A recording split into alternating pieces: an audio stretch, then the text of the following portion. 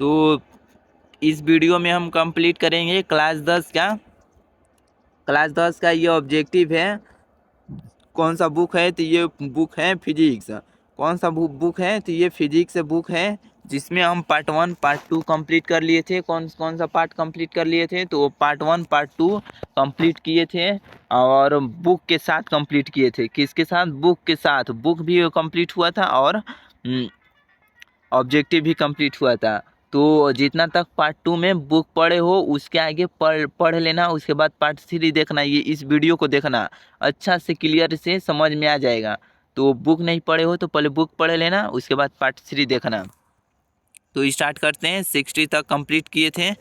60 तक कंप्लीट किए थे। ये 61 है। तो 61 प्रश्न कर रहा है कि ओम का नियम किसने दिया? ओम का नियम इन चारों में से किसने दिया था? ओम का नियम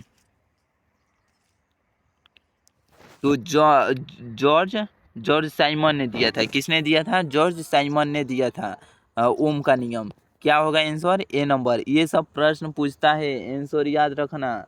ये सब प्रश्न पूछता है। 62 नंबर प्रश्न बोल रहा है कि विद्युत धारा को नियंत्रित करने के लिए उपयोग किए जाने वाले अवयव को कहते हैं, क्या कहते हैं? तो क्या कहते हैं? परिवर्ती प्रतिरोध। क्या कहते हैं? परिवर्ती प्रतिरोध। विद्युत धारा को नियंत्रित करने के लिए किसका उपयोग के लिए उपयोग किए जाने वाले अवयव को कहते हैं, क्या कहते हैं? परिवर्ती प्रतिरोध। तो 62 का क्या होगा? 62 का ए होगा। 63 नंबर प्रश्न कह रहा है कि परिपथ में जब तार की लंबाई दुगुनी कर दी जाती है दिया जाता है तो एमीटर का पाठ्यांक हो जाता है। तो एमीटर का पाठ्यांक हो जाता है। क्या हो जाता है? दुगुना हो जाता है कि 3 गुना हो जाता है कि आधा हो जाता है? तो फिर से प्रश्न पढ़ लेते हैं, क्या होगा। कह रहा है प्रश्न कि परिपथ में जब तार की लंबाई दुगुनी कर दिया जाता है तो एमीटर का पाठ्यांक हो जाता है। क्या हो जाता है? तो आधा हो जाता है। क्या हो जाता है? आधा हो जाता है। सी नंबर इसका आंसर होगा। 64 नंबर प्रश्न कह रहा है कि विद्युत ऊर्जा का व्यापारिक मात्रक है। विद्युत ऊर्जा का व्यापारिक मात्रक क्या है? विद्युत ऊर्जा का व्यापारिक मात्रक तो यूनिट है। क्या है? यूनिट है। सी नंबर इसका आंसर होगा। 65 नंबर प्रश्न कर रहा है कि इन चारों में से कौन सा कथन सत्य है? इन चारों में से कौन सा है जो सत्य है? तो कौन सा है? तो वो है जूल बराबर कूलम इंटू वोल्ट होगा। क्या होगा? जूल बराबर कूलम इंटू वोल्ट होगा, यानी बी नंबर इसका आंसर होगा। क्या होगा? B number. 66 नंबर प्रश्न कह रहा है कि कांच तथा रबड़ जैसे विद्युत रोधी पदार्थ की प्रतिरोधकता किस कोटि की होती है? किस कोटि की होती है? तो किस कोटि की होती है? तो 10 के पावर 12 से 10 के पावर 17 ओम मीटर से होती है, इस कोटि की होती है। ए नंबर इसका आंसर होगा। क्या होगा? 66 का ए नंबर इसका आंसर होगा। 67 नंबर प्रश्न कह रहा है कि यदि किसी विद्युत बल्ब के तंतु का प्रतिरोध 1200 ओम है तो यह बल्ब 220 वोल्ट स्रोत से निकल कितनी विद्युत धारा लेगा? तो 0.18 एम्पियर लेगा। कितना लेगा? 0.18 एम्पियर लेगा। फिर से प्रश्न पढ़ते हैं। क्या कह रहा है प्रश्न कि यदि किसी विद्युत बल्ब के तंतु का प्रतिरोध 1200 ओम है तो यह बल्ब 220 वोल्ट स्रोत से कितनी विद्युत धारा लेगा? तो कितनी विद्युत धारा लेगा? तो 0.18 एम्पियर लेगा। कितना लेगा? 0.18 एम्पियर लेगा। ए नंबर इसका आंसर होगा। 68 नंबर प्रश्न कह रहा है कि यदि किसी विद्युत हीटर की कुंडली का प्रतिरोध 100 ओम है 100 ओम है तो यह विद्युत हीटर 220 वोल्ट स्रोत से कितनी धारा लेगा? कितनी धारा लेगा? तो 2.2 एम्पियर लेगा। कितना लेगा? 2.2 एम्पियर लेगा। जिसमें 68 का क्या होगा, 68 का ए नंबर इसका आंसर होगा। तो 69 नंबर प्रश्न बोल रहा है कि प्रश्न 69 नंबर है, प्रश्न कह रहा है कि एक कूलम्ब आवेश में कितना इलेक्ट्रॉन होता है। एक कूलम्ब आवेश में कितना इलेक्ट्रॉन होता है।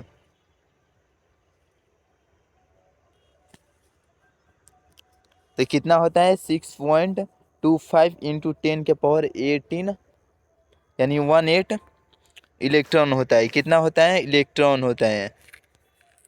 एक कूलम्ब आवेश में कितना इलेक्ट्रॉन होता है, तो 6.25 इंटू 10⁻18 इलेक्ट्रॉन होता है, यानी ए नंबर इसका आंसर होगा। क्या होगा, 69 नंबर का ए नंबर इसका आंसर होगा। 70 नंबर प्रश्न देखते हैं। 70 कह रहा है कि विद्युत विभव कौन सी राशि है। विद्युत विभव कौन सी राशि है, कौन सी राशि है, तो अदिश राशि है। कौन सी राशि है, अदिश राशि है। बी नंबर इसका आंसर होगा। क्या होगा 70 का होगा बी। 71 नंबर कह रहा है कि वोल्ट मीटर को किस क्रम में जोड़ा जाता है। वोल्ट मीटर को किस क्रम में जोड़ा जाता है, तो समांतर क्रम में जोड़ा जाता है। किस क्रम में जोड़ा जाता है, समांतर क्रम में जोड़ा जाता है। 71 का क्या होगा, 71 का ए होगा। 72 नंबर आंसर बोलते चलो, रुको मत, आंसर बोलते चलो, आंसर कंटिन्यू होनी चाहिए, आंसर नहीं रुकना चाहिए। 72 नंबर कह रहा है कि आमीटर को श्रेणी क्रम में जोड़ा, आमीटर को श्रेणी क्रम में क्यों जोड़ते हैं। आमीटर को श्रेणी क्रम में क्यों जोड़ते हैं,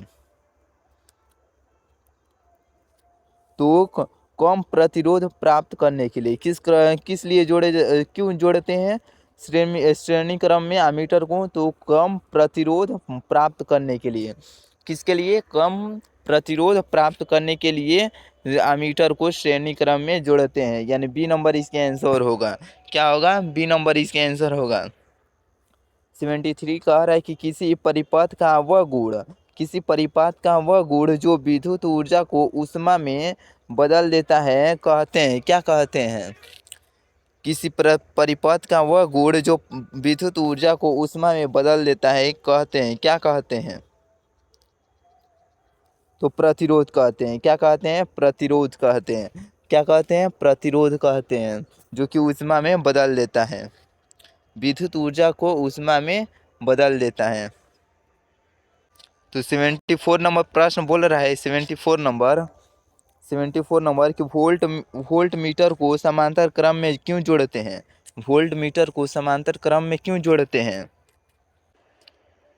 तो वोल्ट मीटर को समांतर क्रम में क्यों जोड़ते हैं। वोल्ट मीटर को समांतर क्रम में क्यों जोड़ते हैं, तो अधिक प्रतिरोध प्राप्त करने के लिए। किस लिए जोड़ते हैं, क्यों जोड़ते हैं, तो अधिक प्रतिरोध प्राप्त करने के लिए। तो आंसर क्या होगा, ए नंबर इसका आंसर होगा। 75 नंबर प्रश्न कह रहा है कि जिस विद्युत परिपथ में विद्युत परिपथ में धारा दोनों दिशाओं में प्रवाहित तो होती है, उसे क्या कहते हैं। जिस विद्युत परिपथ में धारा दोनों दिशाओं में प्रवाहित होती है, उसे क्या कहते हैं, उसे क्या कहते हैं, तो पर्यावर्ती धारा कहते हैं। कि क्या कहते हैं, पर्यावर्ती धारा कहते हैं, जिसको एसी भी कहते हैं। क्या कहते हैं, एसी भी कहते हैं। तो जिस परिपथ में दोनों दिशाओं में धारा प्रवाहित होती है, उसे क्या कहते हैं, परिवर्ती धारा कहते हैं। क्या होगा, 75 का ए नंबर होगा। 76 नंबर प्रश्न कर रहे हैं कि जिस पदार्थ में आवेशों का प्रवाह आसानी से होता है, तो उसे क्या कहते हैं। जिस पदार्थ में आवेशों का प्रवाह आसानी से होता है, उसे क्या कहते हैं, तो सुचालक कहते हैं। क्या कहते हैं, सुचालक कहते हैं। आंसर बोलते चलो, आंसर में कमी नहीं होनी चाहिए।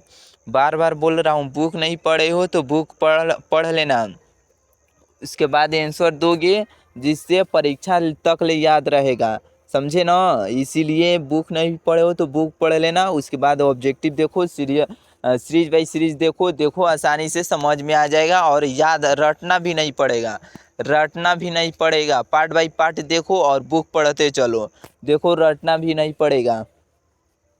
तो 676 का क्या होगा, सुचालक होगा। क्या होगा, क्या कहते हैं, तो सुचालक कहते हैं। 77 प्रश्न कह रहा है कि समांतर क्रम में संयोजित प्रतिरोधों की संख्या घटने के उपरांत संयोजित प्रतिरोधों का कुल प्रतिरोध क्या होता है, बढ़ता है कि घटता है, तो बढ़ता है। क्या होता है, बढ़ता है। ए नंबर इसका आंसर होगा। 78 नंबर प्रश्न कह रहा है कि चालक का प्रतिरोध निर्भर नहीं करता है। चालक का प्रतिरोध निर्भर नहीं करता है, तो चालक में प्रवाहित विद्युत धारा पर निर्भर किस पर नहीं करता है, तो चालक में प्रवाहित विद्युत धारा पर निर्भर नहीं करता है। तो क्या होगा आंसर, आंसर डी होगा। क्या होगा, आंसर डी होगा।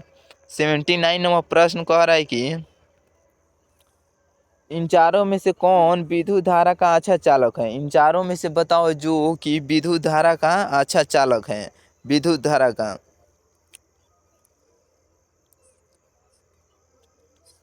तो चांदी है।